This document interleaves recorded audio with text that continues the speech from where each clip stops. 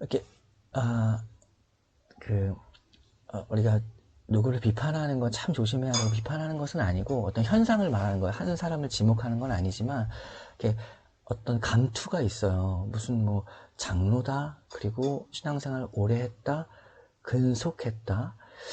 그런데 그 오랜 신앙생활 속에서 나오는 그 신앙의 표현이 너무 아쉬울 때가 많이 있다라는 거죠. 물론 사람이 다 연약하기 때문에 실수도 할 수 있고, 그런데 자꾸만 하는 말이나 주장하는 것들이 너무나 안타까운 때가 있거든요.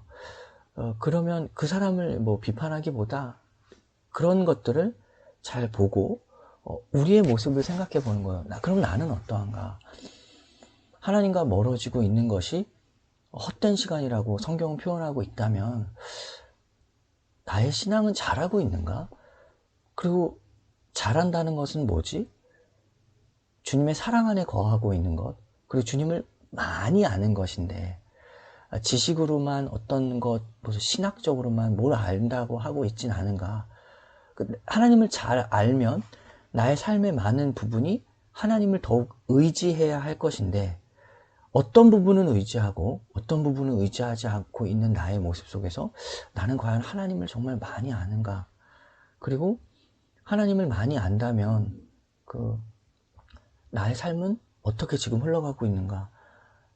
주님을 위해서 살아간다는 것은 뭐지? 나의 삶의 전부를 드린다는 것은 뭐지? 이러한 고민들 속에서 내 인생의 계획들을 열어가고 있는가? 다른 건 다 제쳐두고라도 나의 삶에서 제일 가치 있는 것은 무엇인가? 돈인가 정말? 아니라고 하면서도 돈이 나의 삶에서 제일 가치 있는가?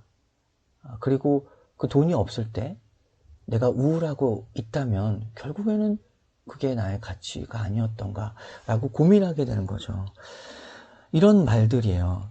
근데 헛되이 보내게 한다. 대표적으로 그 둘째 아들 기억하시죠? 누가복음 15장에 잃어버린 그 아들을 기다리는 아버지의 비유에서 보면 둘째 아들의 삶을 보세요. 돈 달라고 했죠. 아버지 죽지도 않았는데 유산 달라고 한 것이에요. 얼마나 불효해요. 그래서 자기가 산다고 나갔어요. 나가가지고 처음엔 좋았죠. 창녀를 만나기도 하고, 그리고 이제 마지막 지점에 가서 돼지가 먹는 쥐염 열매를 먹기도 하고, 그래서 돌아왔어요.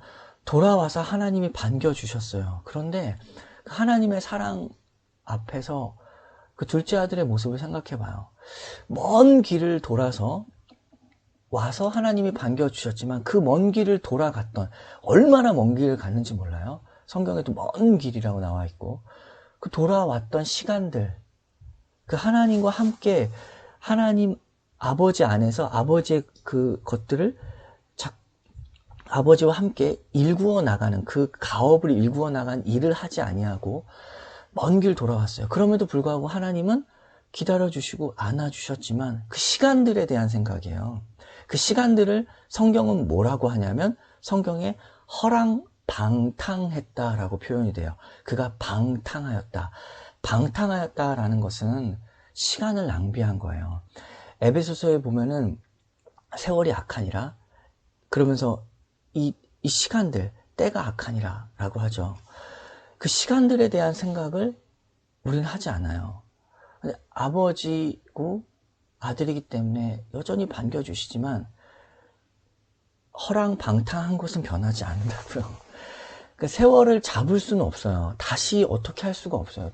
돌이킨 지나간 시간들을 어떻게 할 수가 없는 거죠. 그 시간들은 헛된 시간이었고, 그리고 두려움의 시간이었다.